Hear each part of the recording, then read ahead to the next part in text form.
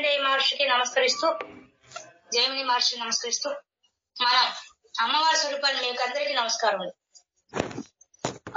శ్రీ దుర్గా సప్తసతిలో మనం 6వ అధ్యాయానికి వచ్చామండి. 5వ అధ్యాయం ఆల్రెడీ చెప్పుకున్నాం కాబట్టి 5వ అధ్యాయంలో ఉండే విషయం మీకు తెలుసు. శుంభుడు అనే వాళ్ళు అమ్మవారిని కామించడం. వాళ్ళు ఏం కోరుకున్నారంటే శివుడి కోసం తపస్సు చేసి వాళ్ళు ఏం కోరుకున్నారు, స్త్రీ శరీరంలోంచి వచ్చిన ఇంకో స్త్రీ ద్వారానే మాకు మరణం కావాలని కోరుకున్నారు. ఆ ప్రకారంగానే కౌశికిని అమ్మవారిలోంచి కాళీని అమ్మవారు బయటకు వచ్చి, చండీని అమ్మవారు బయటకు వచ్చి, ఆమె ఇప్పుడు చండీ అమ్మవారిలోంచి కౌశికిని అమ్మవారు బయటకు వచ్చి ఆమె యుద్ధం చేయడానికి సిద్ధపడ్డారు. ఆమె దగ్గర ఆమె అక్కడ హిమాలయాల్లో ఉంటే చండముండులు వచ్చి వాళ్ళ చూడడం అమ్మవారిని, వాళ్ళు చూసి పోయి నిశుంభులకు చెప్పడం, ఆ అందం గురించి చెప్పి, మీకు మహారాణి లేదు కదా, మీరు ఇంకా పెళ్లి చేసుకోలేదు, ఆమెను పెళ్లి చేసుకోండి, త్రిలోకాధిపత్యం సంపాదించడం కాదు, త్రిలోకేశ్వరుని వివాహం చేసుకోండి అని వాళ్ళు రెచ్చగొట్టడం. తద్వారా శుంభులు కూడా సుగ్రీవుడు అనే ఒక దూతను పంపించడం. ఆ దూత పోయి అమ్మవారితో మాట్లాడడం. అమ్మవారు ఏం చెప్తారంటే, నేను ప్రతిజ్ఞ పూనాను. ఏం ప్రతిజ్ఞ అంటే, నన్ను జయించిన వాళ్ళని నేను పెళ్లి చేసుకుంటా అని చెప్పడం. చెప్పిన తర్వాత వాళ్ళు సిద్ధపడి వెళ్ళి చెప్తారు, శుంభులు చెప్తే అప్పుడు వాళ్ళు పంపిస్తున్నారు. ఎవరు పంపిస్తారు, ఎలా యుద్ధం జరుగుతుంది, అమ్మవారికి ఆ శుంభుల యొక్క సైన్యానికి ఏ విధంగా ఒకరి తర్వాత ఒకరు వస్తారు, ఎలా జరుగుతుందనే విషయాన్ని ఇక్కడ చెప్తున్నారు. మనం గుర్తుపెట్టుకోవాల్సింది, దీంట్లో లాస్ట్ వరకు ఈ యుద్ధమే కాబట్టి మనం అంతా అయిన తర్వాత దీని గురించి పూర్తిగా తెలుసుకున్నాం. ముందు పైన మాత్రం పైన అర్థం మాత్రం తెలుసుకున్నాం.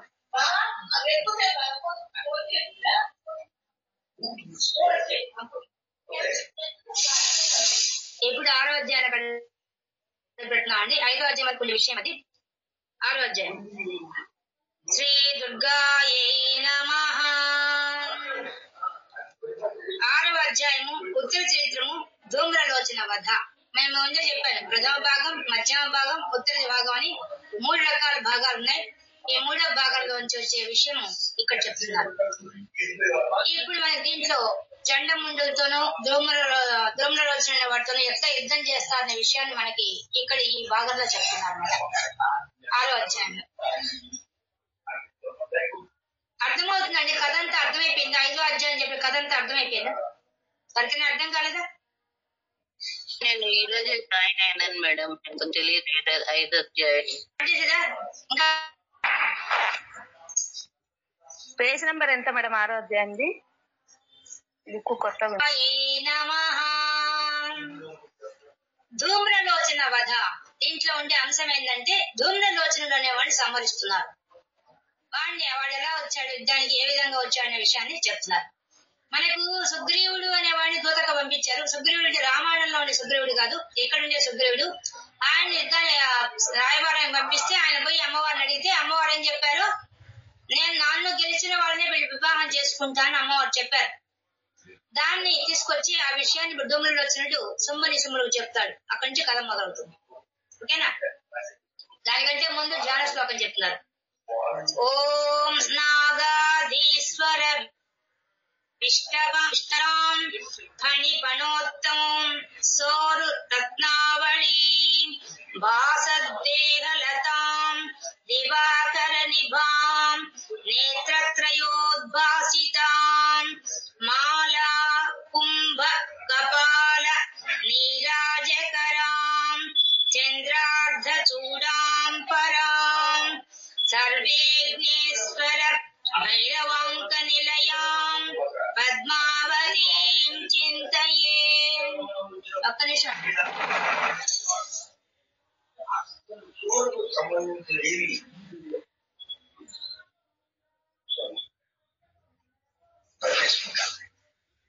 మేడం ఇక్కడ మాకు 6వ అధ్యాయంలో ఋషిరువాచ అదేనా మేడం? మీకు ధ్యాన శ్లోకం లేదా? లేదు మేడం. కొన్ని నిజానికి ధ్యాన శ్లోకాలు దీనికి సంబంధించిన కాదండి. తర్వాత వచ్చిన వాళ్ళు ఎవరు పెట్టారు దీంట్లో. ఎందుకంటే అందరూ పెద్దానికి ధ్యాన శ్లోకం ఉండాలని పెట్టారన్నమాట. మామూలుగా ఓల్డ్ పుస్తకాలకంతా ధ్యాన శ్లోకాలు ఉండవు. ఇప్పుడు కొత్తగా వచ్చే వాటికి ఈ ధ్యాన శ్లోకాలని వచ్చాయి. నా దగ్గర ఓల్డ్ బుక్స్ లో అంతా ధ్యాన శ్లోకాలు లేవు, వీటికి మాత్రమే ఉన్నాయి. అది సరేనా? మీకు లేదేమో బహుశా నాకు తెలిసి పాత పుస్తకాల్లో అంతా దేనికి ధ్యాన శ్లోకాలు లేవండి. అది మీరు ఇచ్చారు కాబట్టి మనం అర్థం చదువుతున్నాం, కానీ కథలో ఉండే అమ్మవారు ఎవరో ఆ అమ్మవారి గురించి వర్ణిస్తారు అంతే, ఇంకేం లేదు అక్కడ. ఇచ్చారు కాబట్టి మనం ఏం పోయింది, మనం కూడా ధ్యానం చేస్తాం అమ్మవారిని, ఆ రూపాన్ని దర్శిద్దామని మేము చెప్పేసుకుంటున్నాం అంతే. మేడం నీరజ కరామని ఉన్నది మేడం. అమ్మవారు ఎక్కడున్నారట? ఈ అమ్మవారి పేరు పద్మావతి. పద్మావతి అంటే అమ్మవారి పేరు. పద్మ నిలయమైనటువంటి తల్లి ఆ తల్లి ఎలా ఉందో వర్ణిస్తున్నారు. ఏ విధంగా ఉంది ఆమె? ఎక్కడుందట? నాగులకు అధీశ్వరుడు ఎవరు? ఆదిశేషుడు. పాములన్నిటికీ అధీశ్వరుడు వాడు ఆదిశేషుడు. ఆదిశేషుడినే ఆసనంగా చేసుకొని కూర్చో ఉందట ఆ అమ్మవారు. ఫణిపణోత్తం సోరు రత్నావళి భాస్వదేహలత. అమ్మవారిని వర్ణిస్తున్నారు. అమ్మవారి యొక్క శరీరం ఎలా ఉందట? దేహలతాం. లతం అంటే తీగలాగా సన్నగా ఉందట అమ్మవారు. ఆ సన్నగా ఉన్న అమ్మవారు ఎలా ఉన్నారు? ఫణిపణోత్తం సోరు రత్నావళి. ఆ పాము మీద పెట్టుకునే, పడగ మీద పెట్టుకునే రత్నాలు ఏ విధంగా కాంతితో, ఎంత బాగా రత్నావళి, ఆదిశేషుడి పైన రత్నాలన్నీ ఎంత కాంతితో వెలిగిపోతుంటాయో అంత కాంతిగా దేహంతో ఉంది. మరియు తీగలాగా సన్నగా ఉంది ఆ శరీరం. దివాకర నిభాం. దివాకరుడు అంటే సూర్య భగవానుడు. సూర్య భగవానుడు వంటి కాంతితో ఉండట అమ్మవారు. నేత్రత్రయోద్భాసిత. 3 కళ్ళతో ఉండట, 3 కళ్ళతో ప్రకాశిస్తూ ఉండట. మాల పుష్పమాల ధరించి ఉండట. కుంభ కలశం ధరించుట. కపాల శిరస్సు పట్టుకోండట. నీరజకరాం. నీరజ అంటే పద్మం. పద్మం చేతిలో ఉండట. 4 చేతులు 4 చెప్పేశారు. ఏం చెప్పారు? పుష్పమాల ధరించి ఉంది, కలశం ధరించి ఉంది, ఒక తల ధరించి ఉంది, ఒక పద్మం ధరించి ఉంది.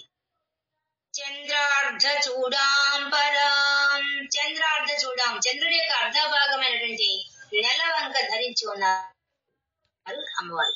పరాం. అటువంటి ఆమె ఎటువంటిది? శ్రేష్టమైనది, పరాశక్తి, ఆది పరాశక్తి రూపంలో ఉంది అటువంటి తల్లి. సర్వేఘ్నేశ్వర భైరవాంక నిలయాం. భైరవుడు, భైరవ స్వామి యొక్క అంకం అంటే తొడ మీద అమ్మవారు కూర్చోన్నట్టు. పద్మావతి చింతయే. అటువంటి అమ్మ నేను ధ్యానిస్తున్నాను, నేను నమస్కరిస్తున్నాను, నేను పూజిస్తున్నాను, నేను సేవిస్తున్నాను. అన్ని పదాలకి అన్ని పదాలు కంటే అన్ని పదాలు పెట్టుకోవచ్చు. అవన్నీ చేస్తున్నారట ఆ భక్తుడు. అమ్మ ఇటువంటి నీ రూపాన్ని నేను ధ్యానిస్తున్నాను అని చెప్పేశారు. ఇప్పుడు మనకి కథ ప్రకారం ఏంది? ఇది ఎవరు చెప్తున్నారు ఈ కథ అంతా?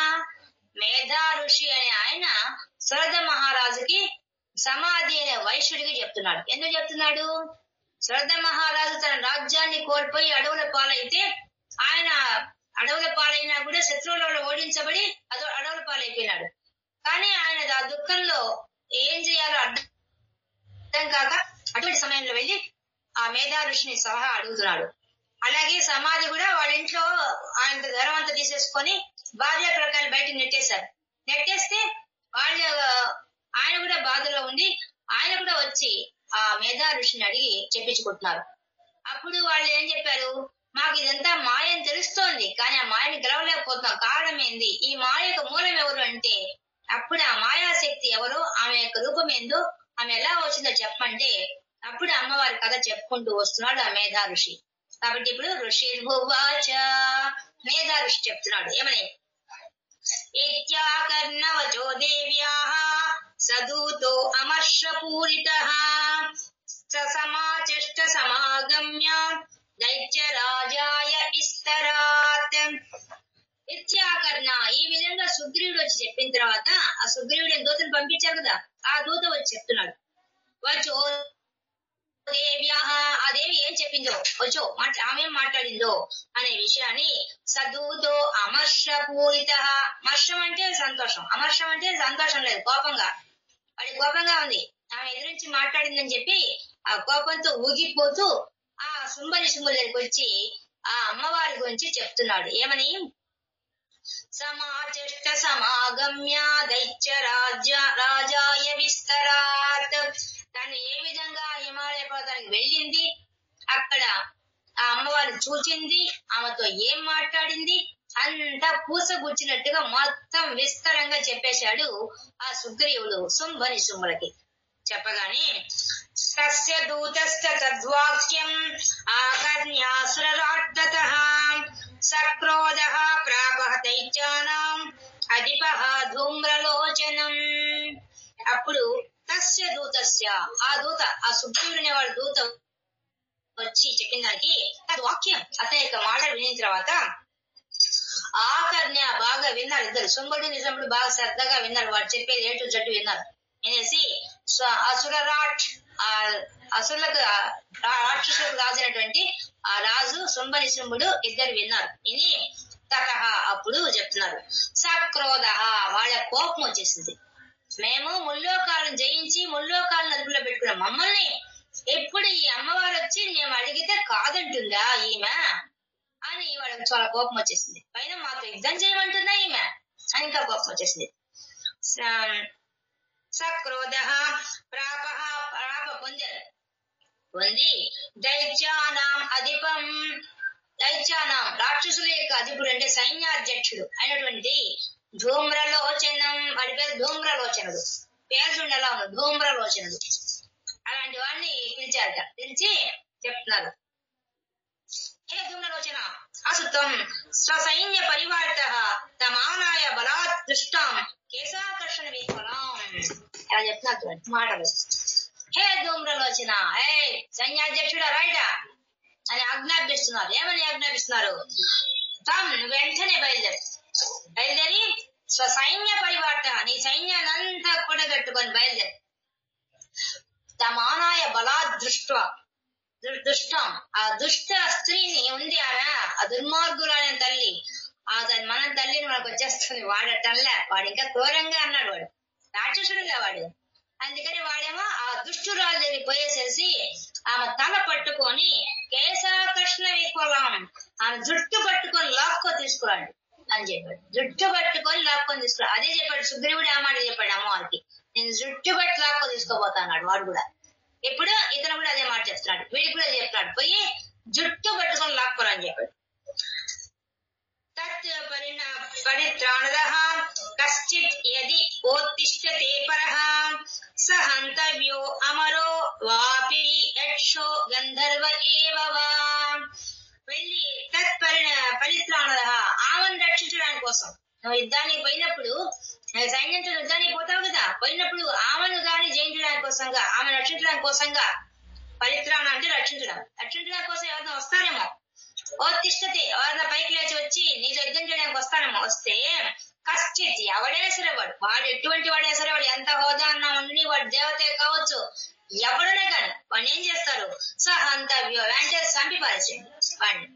ఆమెను రక్షించడానికి కోసం ఎవరైనా వస్తే వాడిని సంహరించండి. అమరో వాపి, వాడు దేవత కావచ్చు, యక్షుడైనా సరే, గంధర్వో ఏవవా, వాడు గంధర్వుడైనా సరే, ఎవరైనా సరే, వాడు గంధర్వుడా యక్షుడా దేవత ఏమీ ఆలోచించద్దు, వాడిని సంహరించి పారేసేయండి అంతే. ఆమెను రక్షించడానికి కోసం ప్రయత్నం చేస్తే వాళ్ళని బతకనివ్వద్దు అని ఆజ్ఞాపించాడు. ఎవరు? శుంభని శుంభులు ఆజ్ఞాపించారు. ఋషిర్వాచ, ఆ మైదా ఋషి చెప్తున్నాడు, ఓ సుర్ధ మహారాజా, ఓ సమాధి, ఈ విధంగా ఆ అమ్మవారి దగ్గరికి కొంచెం వచ్చిన సుగ్రీవుడు చెప్పిన తర్వాత వాళ్ళు శుంభని శుంభుల కోపం వచ్చి ఆ ధూమ్రలోచనని కాస్త యుద్ధానికి పొమ్మని చెప్పారు, సైన్యం తీసుకుపోమన్నారు. అది కూడా ఏమని ఆజ్ఞాపించారు వాళ్ళు? ఆమె తల పట్టుకొని ఆమె జుట్టు పట్టి ఈడ్చుకోరండి అని చెప్పారు అని చెప్పి ఇప్పుడు చెప్తున్నాడు. తానాజ్ఞాతస్తతః శీఘ్రం సదైత్యో ధూమ్రలోచనః. ఋషిర్వాచ, ఋషి ఆ మెదడు చెప్తాడు, వృతః పృష్టశ్చ సహస్రాణాం అసురాణాం ధృతం యయౌ అని చెప్తున్నాడు. తన ఆజ్ఞ ఆ విధంగా వాడికి ఆజ్ఞాపించిన తర్వాత శీఘ్రం వెంటనే సదైత్యో ధూమ్రలోచన, తన యొక్క సైన్యంతో ఆ ధూమ్రలోచనుడు యుద్ధానికి బయలుదేరాడు.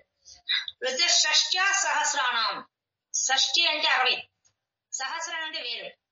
60,000 మంది సైన్యంతో కూడుకొని వాడు అసురాణం ధృతం యయో, వెంటనే వాడు సిద్ధపడ్డాడు, యుద్ధం చేయడానికి బయలుదేరి వెళ్ళిపోయాడు. ఎవరు? ధూమ్రలోచనుడు. ఇప్పటిదాకా చెప్పింది అర్థమైందండి? ఎవరికైనా ఇంకా కన్ఫ్యూజ్ గా ఉన్నారా? ఎందుకంటే 5వ అధ్యాయం వినలేదు కాబట్టి కొన్ని డౌట్స్ వస్తాయని నాకు అనుమానం ఉంది.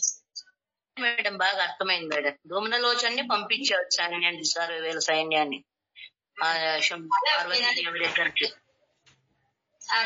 కౌశికి అండి, పార్వతి గారు కౌశికి. మీకు నేను చెప్పి నన్ను ఫాలో అవుతూ వస్తుంటే మీకు పదాలు అర్థమైపోతుంటే కథ కూడా కనిపిస్తూ ఉంటుంది, చూసుకోండి కావంటే.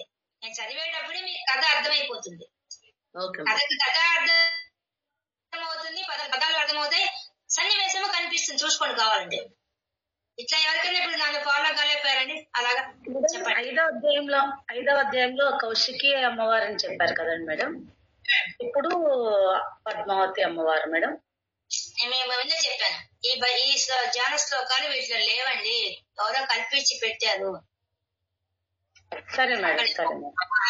ముందే చెప్పాను. అందుకే మీకు దాంట్లో ఎక్కడ పాత పుస్తకాల్లో ధ్యాన శ్లోకాలు లేవు, ఎవరో ధ్యాన శ్లోకాలు లేవు మేడం, వాళ్ళు పెట్టారు. ఎందుకంటే ఏదో మనమన్నా ధ్యానం చేస్తాను ఉద్దేశంతో, అంతే తప్ప దాంట్లో నిజానికి ఉండవు.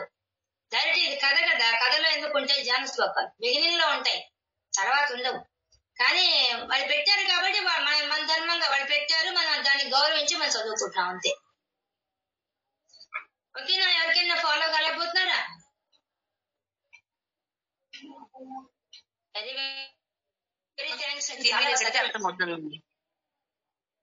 మీ కథ ప్రకారం చెప్పుకుంటూ వెళ్ళిపోతున్నాను చూడండి కావండి. ఓకేనా? వాడు 60,000 సైన్యాన్ని తీసుకొని ఆ ధూమ్రలోచనుడు అమ్మవారి మీద, కౌశికి అమ్మవారి మీదకి యుద్ధానికి బయలుదేరాడు. సదృష్టాతాం తతో దేవీం సుహినాచల సంస్థితాం జగాదోచ్చై ప్రయాహీతి మూలం శుంభ నిశుంభయోః. సదృష్టాతాం, వాడు చూశాట, అక్కడికి పోయి ఎక్కడ పోయి చూశాడు? తుహినాచలం అంటే, తుహినం అంటే మంచు ఉండే ప్రాంతం, హిమాలయ పర్వతాలు. ఆ హిమాలయ పర్వతాల్లో కూర్చున్న అమ్మని చూడడానికి వాడు వెళ్ళాడు, వాడు సైన్యం సహా వెళ్ళాడు. వెళ్ళి చూశాట ఒక్కసారి అమ్మవాడిని. చూసి జగాదొచ్చై పెద్దగా అరుస్తున్నాడు అమ్మవారిని చూడంగానే వాడు. ఎందుకని? వాళ్ళు ఆజ్ఞాపించిందా రాజులు ఏమని చెప్పారు? వాడితే సుమ్మని సుంబులో ఆమెను బెదిరించి అదిరించి ఆమె తల పట్టుకొని జుట్టు పట్టుకొని లాక్కోరమ్మని చెప్పేదా? అందుకని వాడు పెద్దగా పోవడమే. అసలు నేను యుద్ధానికి వచ్చాను పలాని వాడిని ఏమీలే పోవడం, పెద్దగా గర్జిస్తూ పెద్దగా అరుస్తున్నాడు వాడు. ఎంత పొగురుందో వాడికి, అరుస్తున్నాడు. మూలం శుంభని శుంభయోః, నేను సుమ్మని సుంభులకి వాళ్ళ దగ్గరికి నచే ప్రీత్యాద్య భవతి మద్భర్తారం ఉపైష్యతి వెంటనే చెప్పేస్తాడు అవతల సోదరుడు కదా. నచేత్ ప్రీత్యాద్య భవతి మద్భర్తారముపైష్యతి తతో బలాన్నయామేష కేశాకర్షణ విఫలం. ఆమె చెప్తున్నాడు పెద్దగా అరుస్తూ ఆ శుంభ నిశుంభుల్ని మర్యాదగా నచేత్ కాకపోతే ప్రీత్యాద్య ప్రీతిగా నీకై నువ్వే వాళ్ళ మీద ప్రీతితో భర్తగా భావించుకొని వెళ్ళి వాళ్ళ చక్కని పక్కన జరిగి కూర్చో. లేదా నచేత్ కాకపోతే, అలా నువ్వు చెయ్యకపోతే అంటే చెప్తాడు భవతి చేయాలి అంటే నువ్వు చేయాల్సిన పని. మరి భర్తాను ఉపేక్షతి, ఒకవేళ నువ్వు కానీ చేయకపోతే ఉపేక్ష చేసినట్టయితే మేము చెప్పినట్టు నువ్వు మర్యాదగా ఆ సుమేశ్వరి కూర్చోకపోతే, వాళ్ళ పక్కన భర్తగా స్వీకరించకపోతే, నా అలా చేయకపోయినట్టయితే నేనేం చేస్తాను తెలుసా?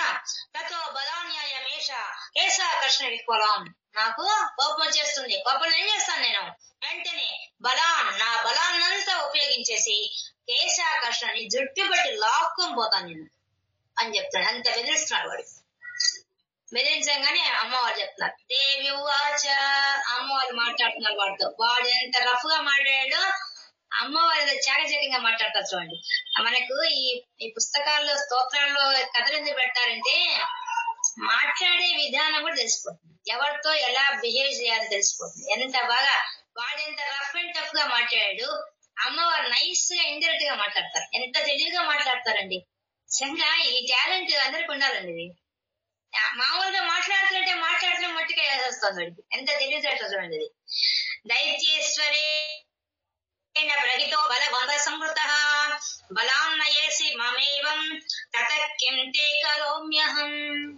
అడిగింది పరమేశ్వర అయ్యా శుంభులనే రాక్షస రాజులు రహితో నేను పంపిస్తే నువ్వు వచ్చావు. నువ్వెలా ఉన్నావు? బలవంతుడిగా ఉన్నావు. బల సమృద్ధ, బాగా మంచి బలమైన సైన్యం కూడా ఉంది నీకు. చాలా బాగుంది ఇది. బలాన్నయసి మామేవం, నువ్వు బలంతో నన్ను తీసుకెళ్తాను అంటున్నావు కదా. తతకింతే కరమ్యం, నేనేం చేసేదయ్యా? నువ్వు అంత మాట అనిన తర్వాత నేనేం చేసేది చెప్పు? నేనేం చేస్తానండి? ఏం చేస్తానని బాధపడుతుందా? నేనేం చేస్తాను చూడరా. Indirect speech. డైరెక్ట్ స్పీచ్ ఏంది?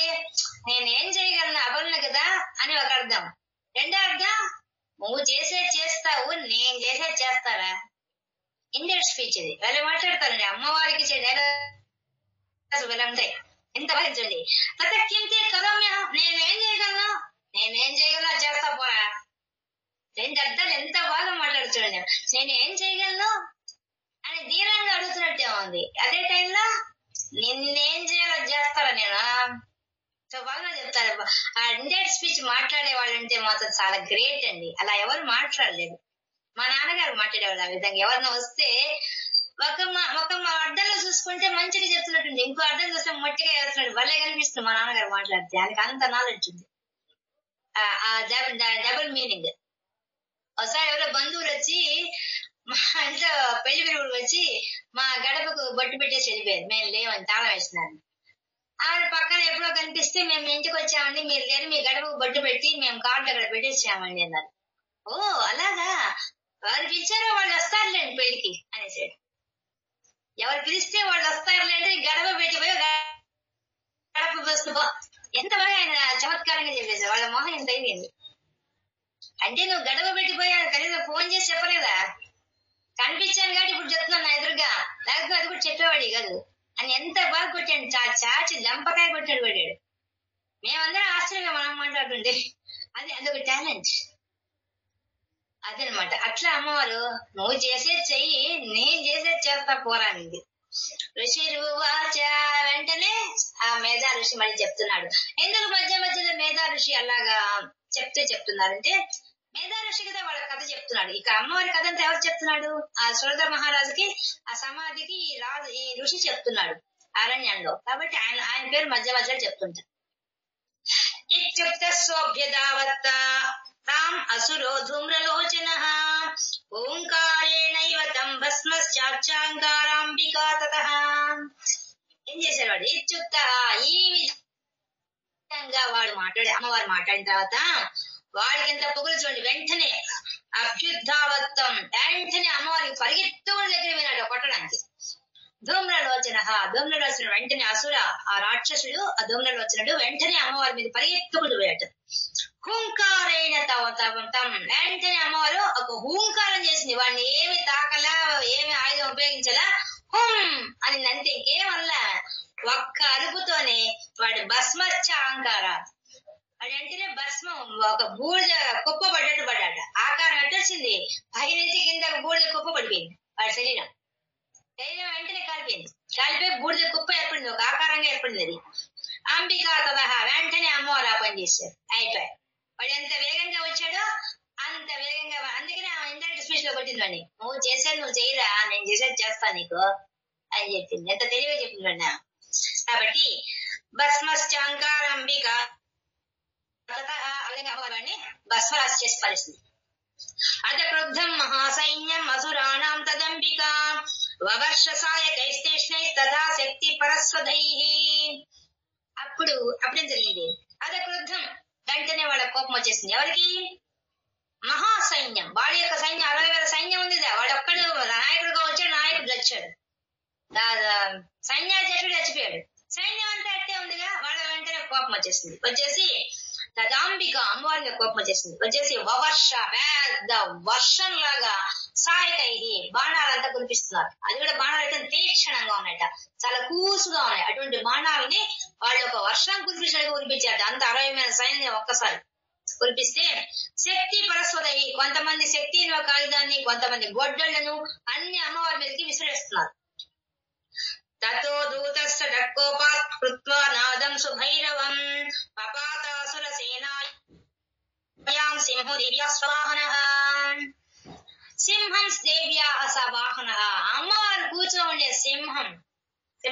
స్వవాహన, అమ్మవారి వాహనం నుంచి సింహం లేచిన ఒక్కసారి అమ్మవారి మీద అంత వర్షం వాళ్ళు కురిపించేసరికి ఆ సింహానికి చాలా కోపం వచ్చేసింది.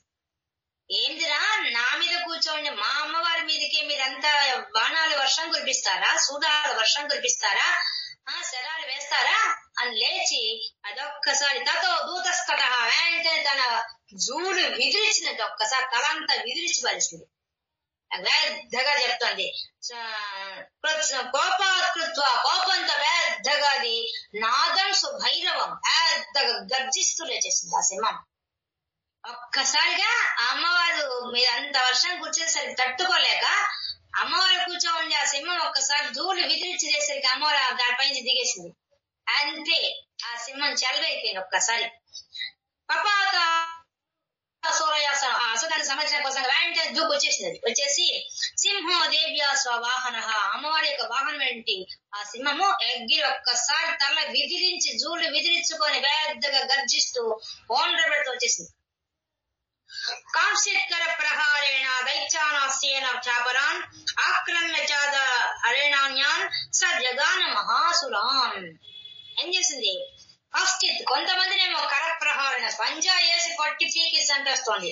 ఇంకో పక్కని దైత్యాన్ అస్యేన చాపరాన్, అస్యేన అంటే ఖడ్గం, ఖడ్గం తీసుకొని అస్యేన అంటే నోట్తో, నోట్తో వాడు ఒక పక్క నోట్తో కొరుకుతోంది, ఇంకో పక్క పంజాతో వేసి లాగి చంపుతున్నది.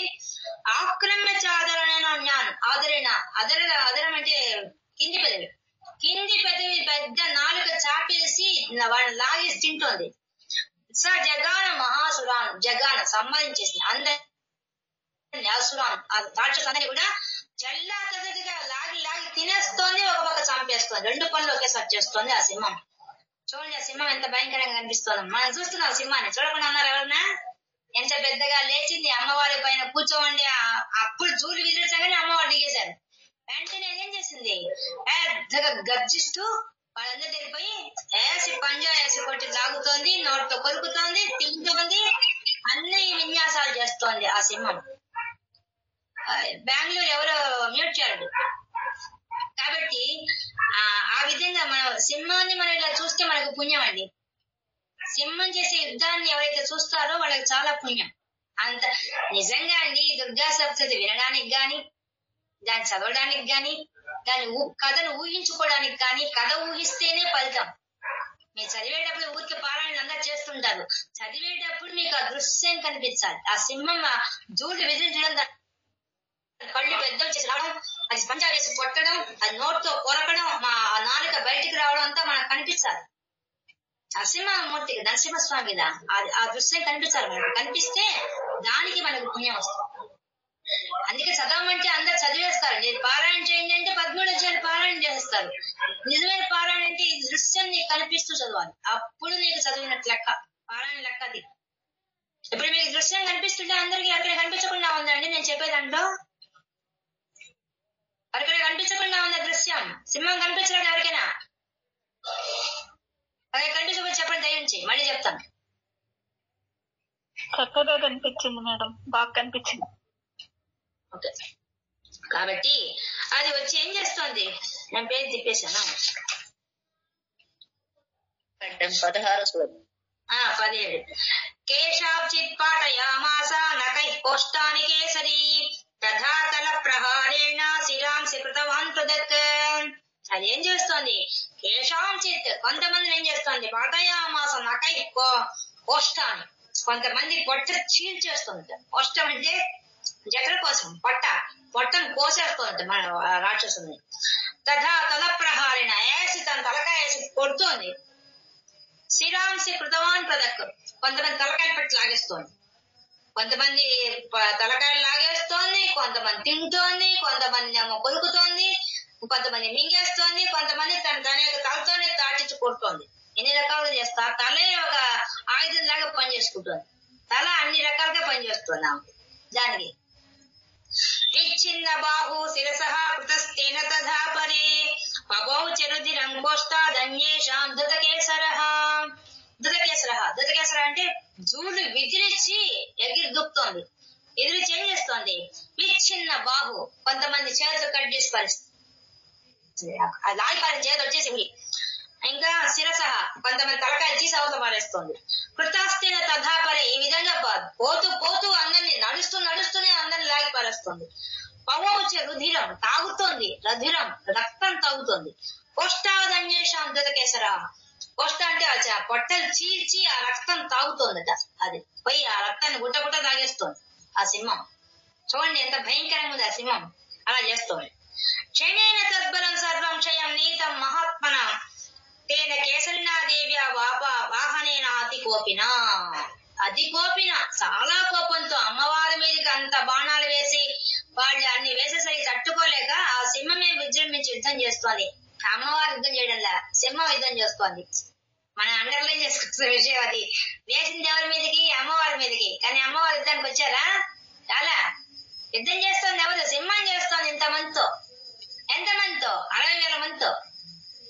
60,000 మందిని అది ఎటు చేసినట క్షణం తద్బలం సర్వం క్షణం కాలంలో అందరినీ కూడా క్షయం చంపిపారిస్తుంది. ఆ సింహం చూస్తూ ఉండగానే 60,000 మంది సైన్యాన్ని క్షణకాలంలో అందరినీ కొరికి పంజాతో కొట్టి పీకి కొరికి అన్ని మొత్తం తినేసి పారిస్తుంది. క్షయం నశించిపోయారు వాళ్ళంతా. నీతం మహాత్ముడైనట్టు ఆ సింహం వల్ల ఇంతమంది మరణించారు. మహాత్ముడని చెప్తున్నారు సింహాన్ని. ఎందుకు అంటే ఆ సింహము ఆ అమ్మవారికి ఆ వాహనం అయిందంటేనే గొప్పది. ఎవరిచ్చారు సింహాన్ని ఆమెకి? మనకి మొట్టమొదటి కథలో ఎవరిచ్చారు? యమవంతుడు ఇచ్చాడు అమ్మవారికి కానుకగా. అమ్మవారి రూపం రాగానే ఏమిచ్చాడు ఆయన? సింహాన్ని ఇచ్చాడు ఆయన. పుట్టినింటి కానుక ఎలా ఉంది చూడండి. పుట్టినింటి కానుక అమ్మవారిని ఎలా రక్షిస్తోంది చూడండి. అమ్మవారి మీద ఇది కూడా వాళ్ళని కొన్ని చూసుకుంటుంది సింహం. ఎంత గొప్పగా చూపించాడండి దృశ్యాన్ని. మనం అసలు అక్కడికి వెళ్ళిపోయాం యుద్ధానికి. వెళ్ళిపోలేదా? నిజంగా అమ్మవారు సింహం పక్క పక్కనే ఉన్నట్టు, సింహం యుద్ధం చేస్తున్నట్టు ఆ రాక్షసులందరూ చనిపోతున్న మనకి అన్నిటి ముందుకు పెట్టాడు వ్యాస మహర్షి. ఎంత గొప్పగా చెప్పాడు నిన్న. చిన్న పదాలే, మళ్ళీ ఎక్కువ పదాలు లేవు చూడండి. చిన్న వాక్యాల్లోనే పెద్ద కథ అంతా చెప్పేశాడు. ఎంత గొప్ప విషయం. సొందరత గారు మీరు చేయండి. కాబట్టి క్షణేన తద్బలం సర్వం క్షయం అంత సర్వనాశనం అయిపోయింది ఆ సైన్యం అంతా.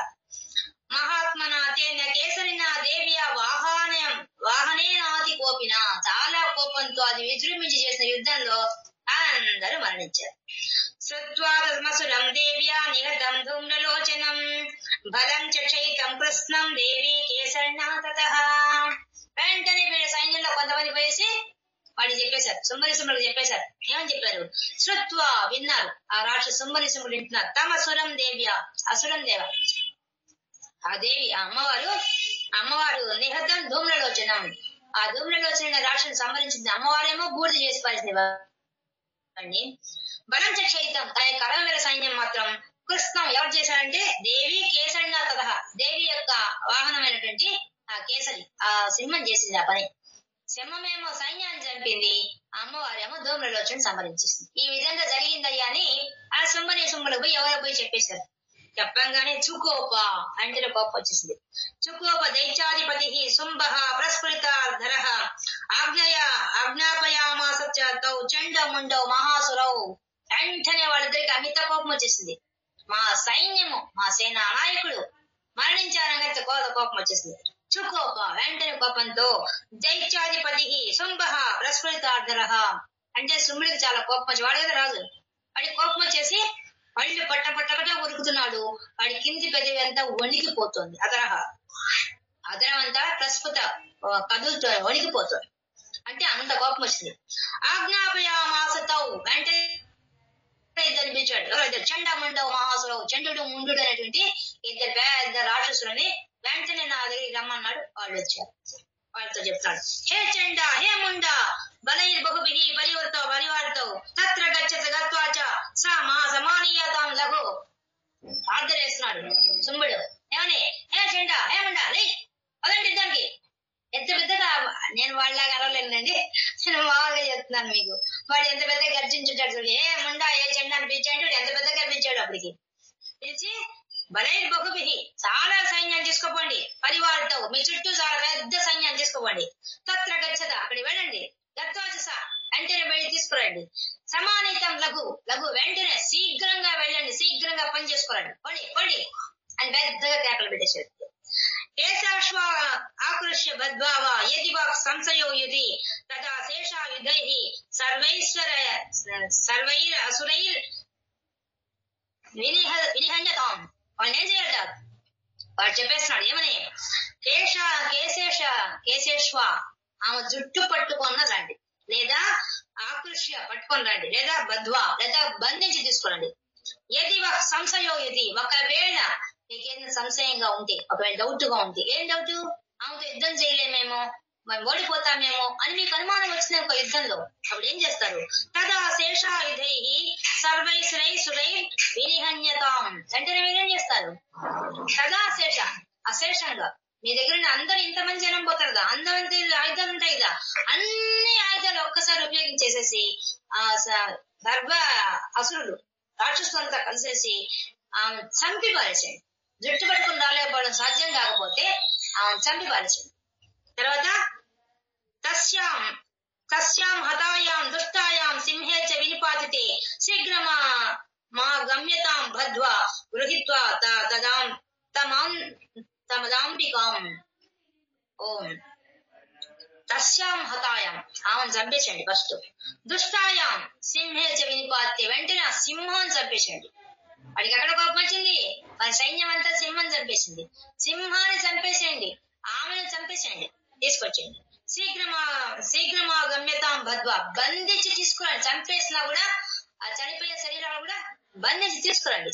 గృహీత్వా మదాంబిక ఆ అంబికను తీసుకురండి, ఆ సింహాన్ని చంపేసి రెండింటిని కూడా తీసుకురండి, కట్టేసి తీసుకురండి, నేను చూడాలి, ముందు ఆ పని చేయండి అని పెద్దగా వాడు గర్జిస్తూ ఆ చండముండుల్ని అదుస్తూ ఉన్నాడు ఆ శుంభుడు. ఈ విధంగా శుంభుల్లో ధూమ్రలోచన మరణించిన తర్వాత చండముండులు బయలుదేరుతున్నారు. వాళ్ళంతా 6వ అధ్యాయం పూర్తయింది. ఇవాళ 7వ అధ్యాయంలో పూర్తి చేసుకుని వెళ్ళిపోదాం. 6, 7 రేపు క్లాస్ లేదండి, రేపు మేము చెన్నై వెళ్తున్నాం కాబట్టి అందుకని రేపటి కూడా ఇవాళ చెప్పేస్తున్నాం.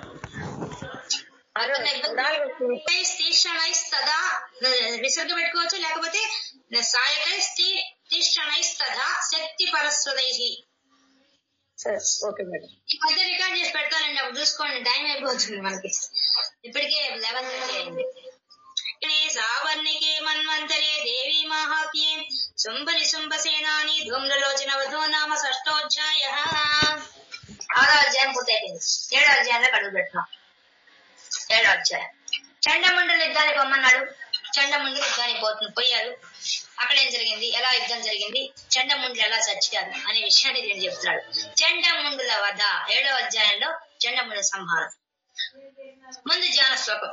ఓం ధ్యాయేయం రత్నపీఠే సుఖకల పఠితం శృణ్వతీం శ్యామలంగీం న్యస్తైకంగిం సరోజే శశి శకలధరాం వల్లకీం పాదయంతీం కల్హారబద్ధమాలాం నియమిత విలసచ్చోళికాం రక్తవస్త్రాం మాతంగీం శంఖపాత్రాం మధుర మధుమదాం చిత్రకోద్భాసి బాలాం. ధ్యాయేయం మేము ధ్యానం చేస్తాం. అమ్మా నిన్ను ధ్యానం చేస్తాం. ఎటువంటి తల్లి నువ్వు? ఎక్కడ ఉంది ఆమె? రత్నపీఠే రత్నపీఠమే ఆ సింహాసనంగా కలిగిన ఓ తల్లి నేను ధ్యానిస్తున్నాం. ఎలా ఉన్నావు నువ్వు? సుఖ కల పఠితం. సుఖం అంటే చిలుక, కలం అంటే కలారాం, గొంతుతో పాడుతోంది, పఠితం పాడుతుంటే శృణ్వంతి వింటోంది అమ్మవారు. చిలక పాడుతోంది, అమ్మవారు వింటున్నారు. వింటుంటే శ్యామలాంగి అమ్మ నువ్వు ఎలా ఉన్నావు? ఆ విజయ తల్లి నువ్వెవరి? శ్యామలాంగి. శ్యామల అంటే ఆకుపచ్చ రంగులో ఉంటుంది ఆమె తల్లి. అటువంటి శ్యామల వర్గంలో ఉన్న ఒక తల్లి నేను ధ్యానిస్తున్నాను. న్యస్తై కాం హ్రీం సరోజే. అమ్మ నస్తై ఏక అంగ్రీం పదం అది. ఏక అంగ్రీ అంటే ఒకటే, ఒక పాదాన్ని సరోజే పద్మంలో పెట్టుకోవాలట ఆ తల్లి.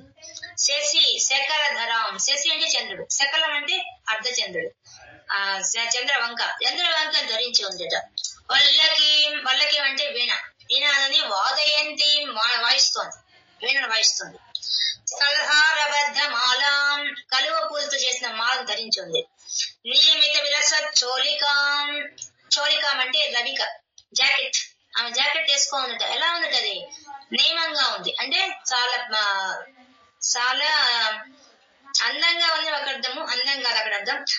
ఆమెకు తగినట్టుగా వేసుకోండి, ఆమె శరీరానికి అతికినట్టుగా జాకెట్ వేసుకోండి. రక్త వస్త్రం ఎర్రని చీర కట్టుకోండి. మాతంగి అమ్మని ఎవరు? మతంగ మహారాజు కుమార్తె ఋషి యొక్క కుమార్తె. అంటే మతంగ మహర్షి ఆ శ్యామల అమ్మవారి కోసం తపస్సు చేశాడు. తపస్సు చేస్తే ఆయన కూతురుగా పుట్టింది ఆమె. కాబట్టి మాతంగి శంఖ పాత్రం, శంఖ ఆకారంలో ఒక పాత్రను పట్టుకోందట చేతిలో. ఆ పాత్రలో ఏముందట? మధుర మధుమదాం, దాంట్లో మధు ఉందట, తేనె ఉందట. ఆ తేనెను బాగా తాగి కైపెక్కిన కళ్ళతో ఉందట, కైపెక్కిన మదంతో ఉందట. మనకు శ్యామలాదేవి అమ్మవారిని చూస్తే మనకు కళ్ళల్లో చాలా మైకంగా ఉండే కళ్ళు కనిపిస్తాయి. అది నిజంగా చిత్రకారుడు వేస్తాడు ఆమె కళ్ళు, ఆ కళ్ళల్లో మైకం ఉంటుంది. అలాగా ఆ మధు తాగడం వల్ల ఆమె కళ్ళు మొత్తు ఉన్నాయట, అటువంటి కళ్ళతో ఉంటుంది. చిత్రకోద్భాసి బాలాం అమ్మవారు బొట్టు పెట్టుకోనట. ఆ బొట్టు ఎలా ఉంది? భాసి బాలాం బాగా గుండ్రంగా ఉంది, ప్రకాశిస్తూ ఉందట, చిత్రంగా ఉందట, చాలా బాగుందట. తీర్చిదిద్దినట్టుగా ఉంది అర్థం. తీర్చిదిద్దినట్టుగా ఉన్నట్టు ఆ ముదురు మీద కుంకుమ పెట్టుకోందట అమ్మవారు. అటువంటి తల్లి నేను ధ్యానిస్తున్నాము అని చెప్పేస్తారు. ఇప్పుడు మళ్ళీ కథలోకి వెళ్ళిపోతున్నా అండి. ఓం ఋషిర్భువాచ, ఆ ఋషి చెప్తున్నాడు, మేధా ఋషి ఆ సురధరాజుకి ఆ సమాధి వైశ్యుడికి చెప్తున్నాడు ఏమని? ఆజ్ఞాప్తస్తే తతో దైత్యాం చండముండ పురోగమాః చతురంగ బలోపేత యయురభ్యుజ్జయతాభ్యుధాః. వాళ్ళు ఏం చేశారట? ఆజ్ఞాపిస్తే వాళ్ళిద్దరు ఆజ్ఞాపించంగానే, ఆ శంభుడు ఆజ్ఞాపించంగానే వెంటనే చండముండులు యుద్ధానికి బయలుదేరారు. ఎలా బయలుదేరట? పురోగమా బయలుదేరారు. దేంతో బయలుదేరారు?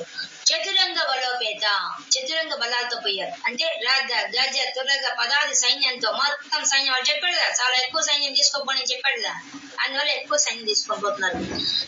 అభ్యుదయాద ఆయుధాలు పైకెత్తుకొని ఓహం ఓహం అనుకుంటూ వాళ్ళు ఆ దోషని అడుగులు అరుచుకుంటూ ఆ ఆయుధాలు పట్టుకొని ఎగరేసుకుంటూ పోతున్నట్టు వాళ్ళంతా. ఎక్కడికి?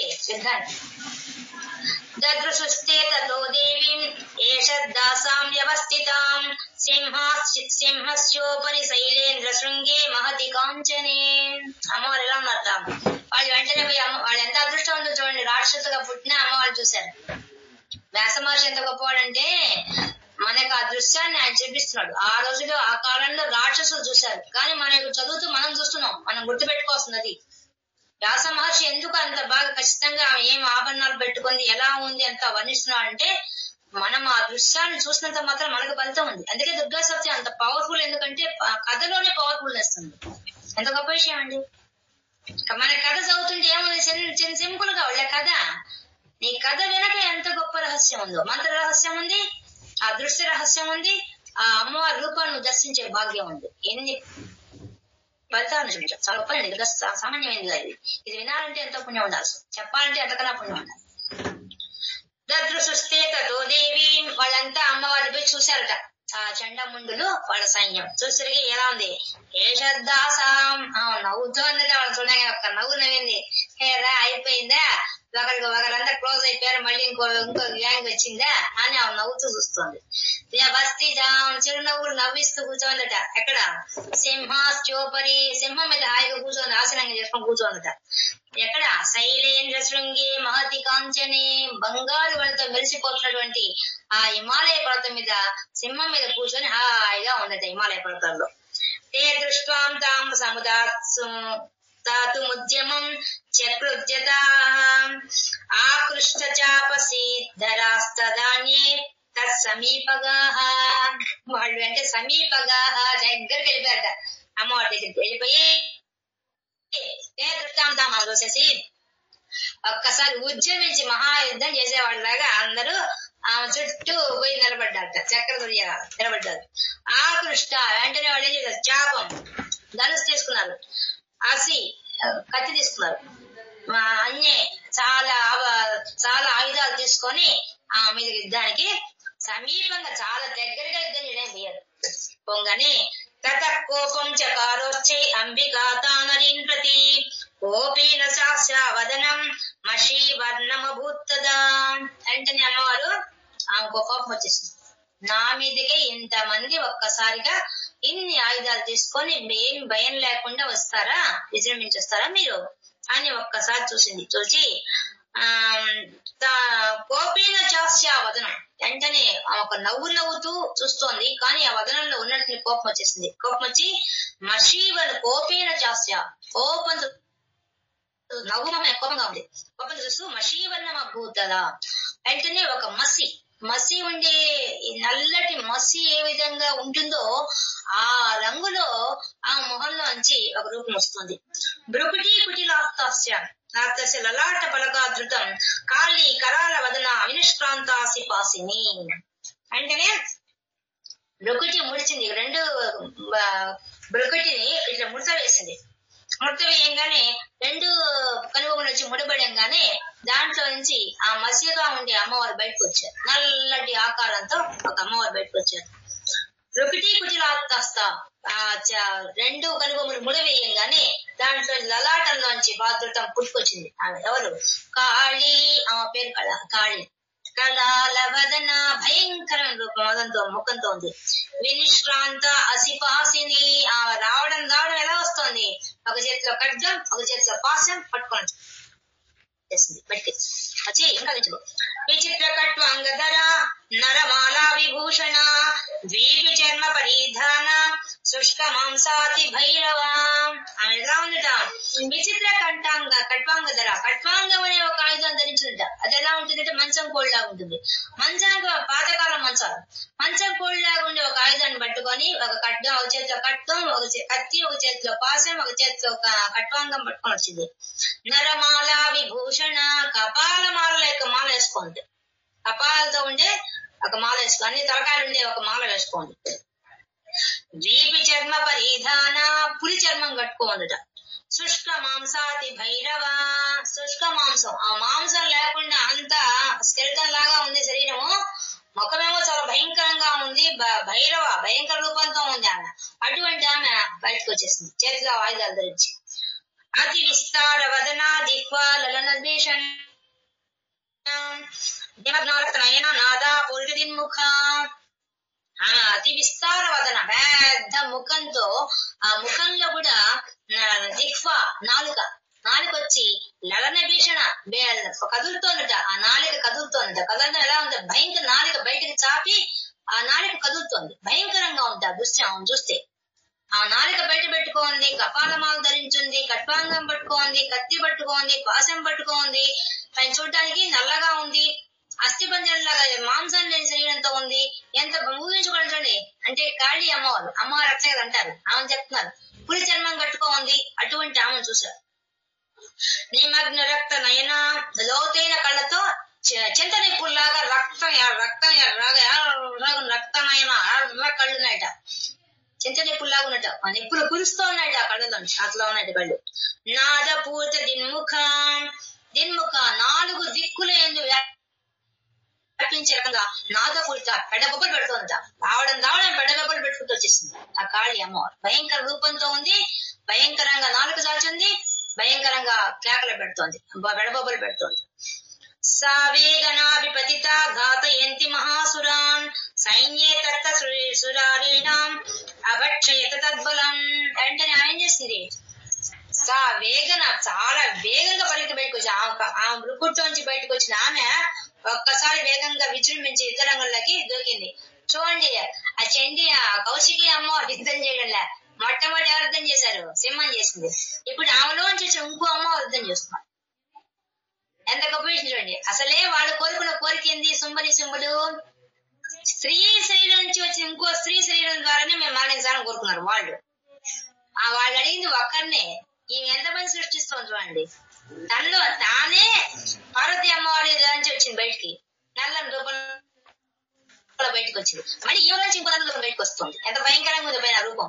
ఆ కాళీ అమ్మవారు వచ్చి రంగానే యుద్ధాన్ని దూకేసింది. ఆమెం చెప్పక్కర్లా, వెళ్ళిపోయింది. వేగనాభిపాతిత ఘాతయంతి మహాసురాన్ని యాసి కొట్టేస్తుంది ఒక్కొక్కరిని. సైన్యే తత్త సురారీణాం అభక్షయత తద్బలం. వెంటనే వాళ్ళని తినేస్తుంది ఆ పీక్కొని.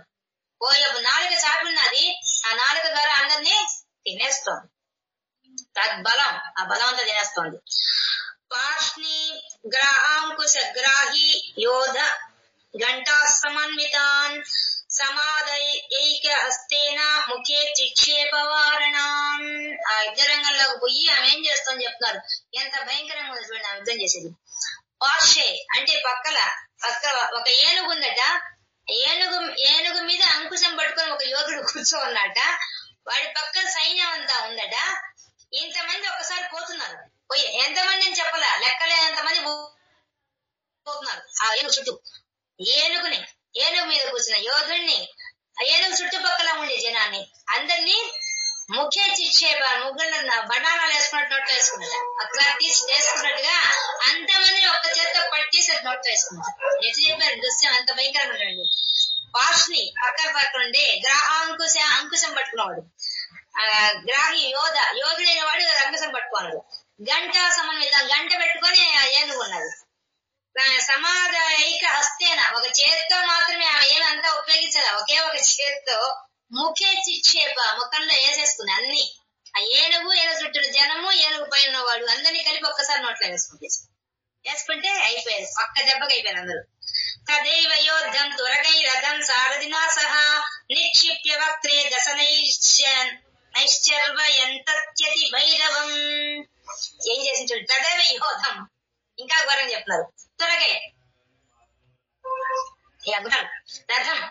రథ సారథినా సహా, రథము, రథసారథి, రథానికి కట్టిన గుర్రాలు అందరినీ ఒక్కసారి నోట్లు వేసుకుంటా. ఎంత భయంకరం చూడండి. ఊరి చూడడం కూడా మనకు సాధ్యం కదా. అంటే ఎంత పెద్ద నోరో. ఒక రథంలో కూర్చున్నవాడు, రథాన్ని నడిపే గుర్రాలు అన్నిటినీ ఒక్కసారే తీసి నోట్లో వేసేస్తుంది. అయిపోయింది. నిక్షిప్త వక్త్రే అంటే ముఖం, నోట్లో వేసేసుకుంది. దశనైశ్చర్వ అత్యంతి భైరవం చాలా భయంకరంగా వాళ్ళ నోట్లో వేసుకొని, దశనై అంటే పళ్ళతో కొరికేసింది. ఎట్లా కరకర నగిలేసింది. నోట్లో వేసుకోవడం కాదు, ఆ దశనై నోట్లో వేసుకొని తన కూరల లాంటి పళ్ళతో కరకర కొరికి పారేసింది వాళ్ళందరినీ. ఏకం జగ్రాహ కేశేషు గ్రీవాయామద చాపరం పాదేనాక్రమ్య చైవాన్యం ముల సైన్యం ఉపోధయత్. చైరాన్యన్ ఎలా సంహరిస్తుంది ఆమె, భయంకరంగా ఉంది అసలు. ఏకం జగ్రాహ కేసుడు, కొంతమంది జుట్టు పట్టు లాగేస్తుంది, కొంతమందిని కంఠం పట్టుకొని పిసిగేస్తుంది. ఆయుధ చాపరం వెంటనే పిసుక్కుంటూ వెళ్ళిపోతుంది. ఆమెం చంపక్కల్లా, ఒక్కొక్కరు పిసుక్కుంటూ వెళ్ళిపోతుంది, గొంతు పట్టుకొని చచ్చిపోతున్నారు. కొంతమందిని కేసేసి జుట్టు పట్టుకోవడంగా చచ్చిపోతున్నారు. పాదానాక్రమ్య తన పాదాలు కేసి తొక్కుతోంది, చస్తున్నారు. చైవాన్యన్ ముల సైన్యం ఉపోదయత్ వాళ్ళ యొక్క గుండెల భాగంలో గుద్దుతుంటే చచ్చిపోతున్నారు. అంటే ఆమెకి ఎన్ని చేతులు? 4 చేతులు ఉన్నాయి. 4 చేతుల్లోంచి ఒక్కొక్క చేత్తో ఒకటి కొడుతోంది, ఒక చేత్తో తింటోంది, ఒక్కొక్క పని చేస్తుంది, ఒక పాదాలు తొక్కుతోంది. ఆ భీకరమైన దృశ్యాన్ని ఊహించడం మనకు భయంకరంగా ఉంచండి. అసలు ఆ దృశ్యాన్ని ఊహించలేం, అతీతంగా ఉన్నది. 4 చేతులు పనిచేస్తున్నాయి, కాళ్ళు పనిచేస్తున్నాయి. ఎట్లా పనిచేస్తున్నాయి? ఒకరిని కంఠం పట్టుకుంటుంది, ఇంకొకటి కాళ్ళు తల పట్టుకుంటుంది, ఇంకోటి ఏమో పాదాలకి తొక్కుతోంది, లాగి పాదాలకి వేస్తుంది, తొక్కుతున్నది. ఎన్ని పనులు చేస్తుంది? ఒకేసారి చేస్తున్నాం అన్ని పనులు. కాబట్టి తైర్ముక్తాని చ శస్త్రాణి మహాస్త్రాణి తథాసురై ముఖేన జాగ్రహ రుష దశనైర్మదితాన్యపి. వెంటనే ఏం చేసింది? వాళ్ళు ఏం చేశారు?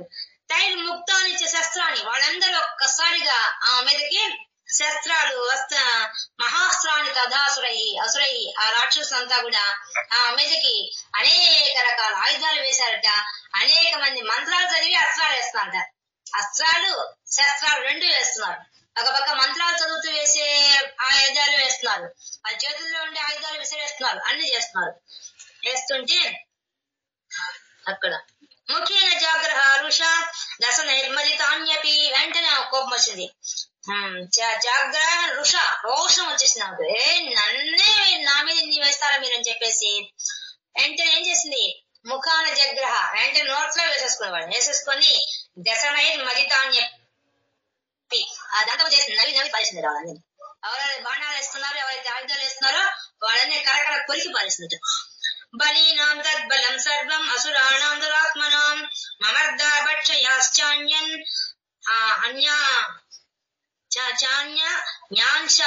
తాడయత్తదా ఏం చేసింది, బలినాం తద్బలం, బలి చేసేసింది వాళ్ళందరినీ, చేసేసి తద్బలం సర్వం రాక్షసుల బలం అంతా కూడా వాడు ఎంతమంది సైన్యం తీసుకొచ్చాడో అంతమంది సంహరించేస్తుంది. దురాత్మనం దుష్టుడైన వాళ్ళందరినీ కూడా సంహరిస్తోంది. మమర్ధ భక్షయంతి వేసి మర్ది ఒక చపాతీ పిండి కదా కలిపినట్టుగా ఒక దేహాన్ని పిండేస్తోందట. పిండేసి శాంత ఒక్క నిమిషం అండి.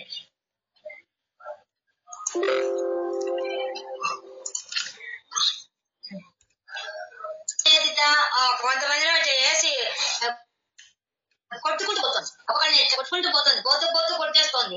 ఇంకోళ్ళనేమో కడకడ నోట్లో వేసుకొని నవ్వుతోంది. కొంతమందినేమో చపాతీ పిండి నలిపి ముద్ద చేసి చంపేస్తోంది. ఈ విధంగా ఎవరిని ఎట్లా చంపాలో చంపుకుంటూ పోతుంది ఆమె. అసినా నిహతస్కేంచిత్ కేచిత్ కట్వాంగదాడితా, ఇంకా అసిన కత్తితో నిహత కత్తేసి చంపేస్తోంది. కేచిత్ కొంతమందిని, కేచిత్ కొంతమందితో కత్తితో చంపేస్తోంది. కొంతమంది కట్వాంగదాడిత, కట్వాంగం అనే మంచం కోళ్ళ ఉండే ఆయుధంతో చంపేసుకుంటూ పోతుంది. జగ్బుర్ వినాశమసుర దంతాగ్రాభిహతాస్తదా, ఈ విధంగా అంత వినాశ సుర అందరిని చంపేసింది. దంతాగ్రాభి హతాస్తదా, తన కూరలు లాంటి పళ్ళ కింద వేసి కూడా కర్ర నవిలి చంపేసింది అందరిని. ఆ విధంగా పళ్ళతో, చేతులతో, కాళ్ళతో, అన్ని ఉపయోగించి చంపేస్తాం వాళ్ళందరినీ, మళ్ళీ తన చేతిలో ఉండే ఆయుధాలతో.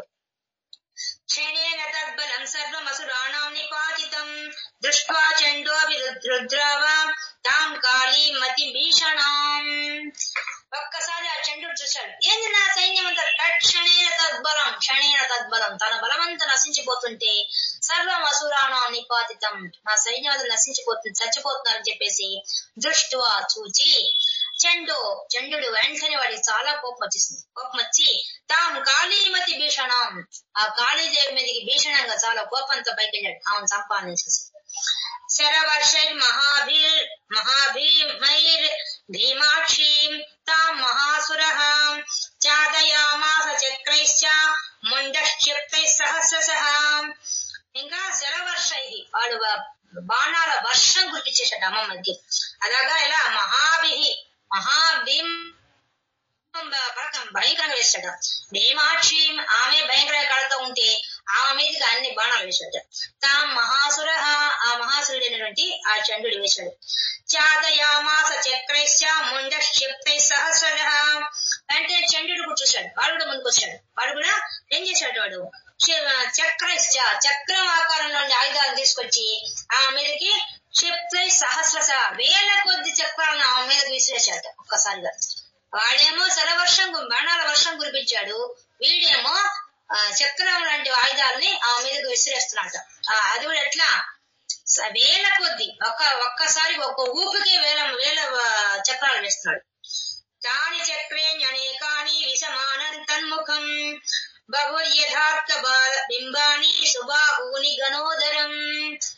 ఏం చేసిందమ్మా వాళ్ళు, తాని చక్రాన్ని అనేకాని ఆ చక్రాలుగా వేస్తున్న అటన్నిటి కూడా విషమాని తన్ముఖం అంటే అవేం చేస్తుంది, ఆ నోట్ తెచ్చినట్టు అంతే, అవన్నీ నోట్లోకి పోతున్నాయి.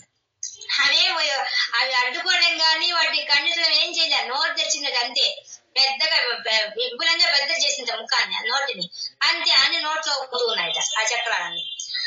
బబుర్ యథార్థ బింబాని అది ఎలా ఉందంటే, బబు చాలా ఎక్కువగా ఉండే, చంద్రబింబాని అర్కబింబాని, అర్కుడంటే సూర్యుడు, సూర్యుడు యొక్క బింబం, సూర్యబింబాలు ఏ విధంగా అయితే ఉంటాయో అనేక వేల సహస్ర సూర్యబింబాలు వస్తే ఎలా ఉంటుందో అలా వాడు ఆ సూర్యబింబాల్లాగా చక్రాలు వేస్తుంటే, సో బాహుని గణోదరం అవన్నీ తీసుకుపోయి ఆ నోట్లో ఎలా వేస్తోందంటే, అది ఎలా ఉందంటే చూడ్డానికి గణోదరం పెద్ద నల్ల మబ్బు వచ్చి ఆ నల్ల మబ్బులోకి అనేక మంది సూర్యుడు వెళ్ళిపోతున్నారా అన్నట్టుగా దృశ్యం కనిపిస్తోందట ఆ వ్యాస మహర్షికి. ఎందుకని, ఆమె నల్లగా ఉంది, ఆ నల్లగా ఉన్న మీదకి వాడు చక్రాలు వేస్తున్నాడు. అది ఎలా ఉంది, చక్రాలు సూర్యబింబాలు లాగా ఉన్నాయట, ఆమెమో మేఘం లాగా ఉందట. ఇవన్నీ పోయి ఆ మేఘం నోట్లోకి పోతుంటే ఎలా ఉందంటే, ఈ చక్రాలన్నీ పోయి ఆ నల్లని మబ్బులో చేరిపోతున్నాయా అన్నట్టుగా కనిపిస్తుంది. సంహరిస్తున్నట్టు ఆ దృశ్యాన్ని వర్ణిస్తున్నాడు వ్యాస మహర్షి. ఎంత బాగా చెప్తున్నాడు చూడండి. తతో జహాస తిరుష భీమం భైరవనాదిని కాళీ కరాళ వక్రాంతర్ దుర్దర్శ్య దశనోజ్వలాం. ఏం చేసింది అప్పుడు అమ్మవారు? తతో జహాస తిరుష, ఆమె చాలా కోపం వచ్చేసింది. రోషంతో ఆమె ఏం చేసింది? భీమం భైరవనాదిని, వెంటనే భయంకరమైన నాదం చేసిందట. పెద్దగా బెడబొబ్బలు పెట్టేసేసి కాళీ కరాళ వక్రాంత, కాళీమాత తన యొక్క పెద్ద ముఖాన్ని కాస్త భయంకరమైన ముఖాన్ని పెద్ద కళ్ళు చేసేసి ఒక్కసారిగా పెద్ద నాలుక తెచ్చేసి నోరు తెచ్చేసేసి ఆమె దుర్దర్శ దశనోజ్వల ప్రకాశం తన యొక్క పళ్ళంతా బయట పెట్టేసి భయంకరమైన రూపంతో వాడి ముందుకు వచ్చేసింది. ఉత్తాయచ మహాసింహం దేవి చండ మదావత గృహీత్వా చాస కేశేషు శిరస్తేనాశ్చిత్నత్. అంటే ఏం చేసింది? ఉత్తాయచ మహాసింహం, ఒక మహాసింహం కదా ఎగ్గి దూకినట్టుగా వాడికి అంత పెద్ద మొహంతో అంత పెద్ద కూరలు పెట్టుకుని అంత పెద్ద నాలుగుతో ఆమె ఎగ్గి దూకి వచ్చి దేవి చండ మధావత వాడిని చంపడానికి కోసం ముందుకొచ్చి గృహీత్వా చాస్య వెంటనే తీసుకుంది. ఏం తీసుకుంది? ఆస్య కేశేషు, ఒక పెద్ద కత్తి తీసుకొని కేశేషు వాడి యొక్క జుట్టు పట్టుకొని శిరస్థాని వెంటనే వాడి శిరస్సు కాస్త వాడి తల కాస్త ఖండించుకోవాలి. ప్లస్ చాలా కోపం వచ్చింది ఆమెకి. వాడు అంత చక్రాలు వేసరికి వాడి ముందుకు వచ్చి వెంటనే వాడిని పట్టుకొని జుట్టు పట్టుకొని వాడిని తీసుకొని ఒక చేత వాడి జుట్టు పట్టుకొని లాక్కొచ్చింది, ఒక చేత కత్తి తీసుకొని వేసి నలిసి పారిస్తుంది. శిరస్తేనాక్షితత్ అధముండోభ్యధావత్తాం దృష్ట్వా చండం నిపాతితం తమప్యపాతయాద్ భూమౌ సా ఖడ్గాభిహతం వృషాం. వెంటనే చండుని ఎప్పుడు చంపిందో ఈ ముండు ముందుకు వచ్చేసేసి దృష్ట్వా చండం నిపాతితం, తన తమ్ముడిని చండుని చంపడం చూసి వచ్చేసాడు. తమప్యపాతయాద్ భూమౌ సా ఖడ్గాభిహతం వృషాం. వెంటనే వాడు రాగానే వాడిని కూడా అమ్మవారు కత్తి తీసుకొని వేసి వాడిని కూడా కొట్టి చంపేసింది. ఇద్దరు తెచ్చారు, చండు ముండు ఇద్దరిని కూడా ఆ కాళీ మాత సంహరించేసింది. హతశేషం తతసైన్యం దృష్ట్వా చండం నిపాతితం ముండం చ మహావీర్యం దిశో భేజే భయాతురం. హతశేషం మిగిలిన సైన్యం అంతా కూడా ఆల్రెడీ చాలా మంది చచ్చిపోయారు, ఎక్కువ మంది లేరు, ఉన్నదే కొద్ది మంది. ఎందువల్ల ఆయన అందరం చంపేసింది. ఇంకా అసలైన నాయకులైనటువంటి చండముండు కూడా సంహరించేసింది. సైన్యం దృష్ట్వా చండం నిపాతితం, చండుడు చంపబడడం, ముండం చ మహావీర్యం ముండుడనే వాడు ఇద్దరిని సంహరించడం చూసి దిశో భేజే భయాతురం, ఆ మిగిలిన సైన్యం కాస్త భయంతో 4 దిక్కులకు పారిపోయారట. దిశే భేజే 4 దిక్కులకు పారిపోయారు. శిరశ్చండం చ కాళీ చ గృహీత్వా ముండమేవ చ ప్రాహ ప్రచండ అట్టహాస మిశ్రమ భేత్య చండికాం. వెంటనే ఆమె ఏం చేసింది? ఆ అమ్మవారు ఆ కాళీమాత శిరశ్చండశ్చ వాడి యొక్క చండుడి యొక్క ముండమేవచ ప్రచండ వాడు చండ ముండ ఇద్దరి యొక్క తలలు తీసుకొని 2 చేతులతో వచ్చేసింది. వచ్చి ప్రచండ అట్టహాసం పెద్దగా నవ్వేసింది. గెలిచాము అని పెద్దగా నవ్వేసింది, అట్టహాసంగా నవ్వేసి మిశ్రిత భేత్య చండికాం అవి 2 తలకాయలు తీసుకొని వచ్చేసింది. చండికాదేవి దగ్గరకు తీసుకొచ్చింది. మయా తావత్రోపహతౌ చండ ముండో మహాపశు. వీళ్ళని చంపేశారమ్మా ఎడ చెప్తాను కాళీమాత. అయిపోయింది, నన్ను పుట్టించాను బ్రుకుట్లో నుంచి వచ్చానా సంహరించాను, అయిపోయింది. ఇదిగో ఇద్దరు తెచ్చారు, తీసుకొచ్చా తలకాయలు అని ఆ తలకాయలు అమ్మవారి పాదాలను పడేసింది. యుద్ధ యజ్ఞే స్వయం శుంభం నిశుంభం చ హనిష్యసి వెంటనే చెప్పేసింది. అమ్మా రణరంగంలో యుద్ధం అనే యజ్ఞం చెయ్యి. ఆ యజ్ఞంలో సమితులు ఎవరు? శుంభుడు నిశుంభుడే. నీకు ఇంక గెలుస్తావు, అయిపోయింది. నీకు అడ్డం వచ్చిన వీళ్ళని నేను సంహరించేశాను, ఇంకా వాళ్ళు వస్తారు. అసలు వాళ్ళు నువ్వు యుద్ధం అనే యజ్ఞంలో వేసి సముద్రంలో వేసి కాల్చిపారి, అయిపోతుంది అక్కడికి యుద్ధం అని చెప్పేసింది ఆమె కాళీమాత. యుద్ధే యజ్ఞం స్వయం శుంభం నిశుంభం చ హనిష్వసి. వాళ్ళిద్దరిని ఆ యజ్ఞంలో సంహరించేసేమ్మా, అయిపోయారు వీళ్ళంతా అని చెప్పేసింది. ఋషిర్వాచ, ఆ ఋషి చెప్తున్నాడు, ఆ మేధా ఋషి స్వర్గ మహారాజుకి సమాధికి చెప్తున్నాడు. తవా నీతౌ తతో దృష్ట్వా చండముండౌ మహాసురౌ ఉవాచ కాళీం కళ్యాణి లలితం చండికావచః. అమ్మవారు చూసిందట, ఆహా ఎంత పని చేసావు కాళీ, అబ్బా భలే యుద్ధం చేసావు. తవానీతో తతో దృష్ట్వా, చూసాను నేను చేసే యుద్ధం చూసాను, చాలా బాగా చేసావు. చండా ముండా మహాసురవు, చండుడి ముండుడి అనే వాళ్ళని భలే సంహరించావు అబ్బా నువ్వు. అందువల్ల నేను చూస్తే ఎంత ముద్దొస్తున్నావు నాకు. ఉవాచ కాళీ, చెప్తోంది అమ్మవారు. చండిగా వచ, అమ్మవారు చెప్తున్నారు, నీవు కాళీం కళ్యాణి లలితం భలే ఉన్నావు నువ్వు, చాలా బాగా యుద్ధం చేసావు, సైతంగా చేసావు, నవ్వుతున్నావు, బక్క పెద్దగా అరుస్తున్నావు, ఎంత విన్యాసం చేసావు నువ్వు, ఎంత శుభ్రమైన పని చేసావు కళ్యాణి, శుభమైన పని చేసావు అబ్బా, చాలా బాగా చేసావు కాళీ. యస్మాశ్చండంచ ముండంచ గృహీత్వా తముపాగత చాముండేతి తతో లోకే ఖ్యాతా దేవి భవిష్యసి. ఓం యస్మాశ్చ చండంచ ముండంచ, ఈ విధంగా నువ్వు చండుని ముండిని చంపేశావు కదా, గృహీత్వా తముపాగత చంపేసావు కదా, కాబట్టి చాముండేతి తతో లోకే, ఈ రోజు నుంచి నేను చాముండేశ్వరి అని పిలుస్తాను పో, నీకు బిరుదు చేస్తున్నాను. ఈలోంచి చండముండిని సంహరించావు కాబట్టి, నిన్ను కాళీ రూపంగా నాలోంచి వచ్చావు కాబట్టి నిన్ను అందరికి చాముండేశ్వరి అనే నామంతో నిన్ను పిలుస్తారు. ఈమె మనకు మైసూరులో ఉండే చాముండేశ్వరి.